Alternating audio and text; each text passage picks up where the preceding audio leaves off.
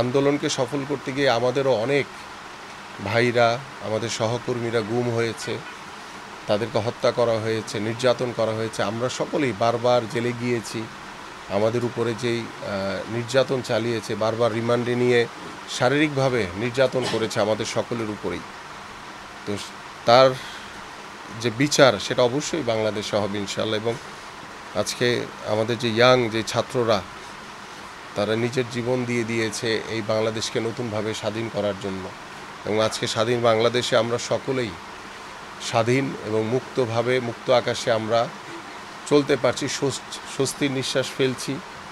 এবং আমরা স্বাধীনভাবে আমাদের যে মতামত রয়েছে সেটা মতামত আমরা প্রকাশ করতে পারছি।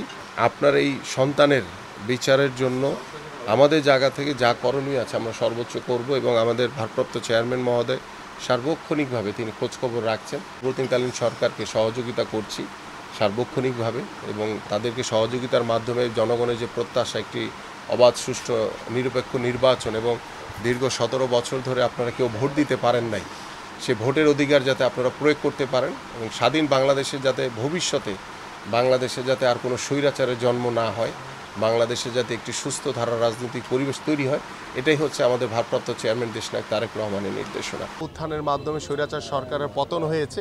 সেই স্বাধীন বাংলাদেশে আমি বিশ্বাস করি যারা শহীদ হয়েছে প্রত্যেকেই তারা এক একজন মুক্তিযোদ্ধা। কারণ এই স্বাধীন বাংলাদেশ গড়তে তারা নিজের জীবনকে তোয়াক্কা না করে তারা তাজা রক্ত দিয়ে আজকে বাংলাদেশকে স্বাধীন করেছে। এবং আমি বিশ্বাস করি এরা রাষ্ট্রীয়, এদেরকে খেতাব দেওয়া উচিত, এবং তারা রাষ্ট্রীয়ভাবে সারা বাংলাদেশের মানুষ তাদেরকে সারা জীবন মনে রাখবে।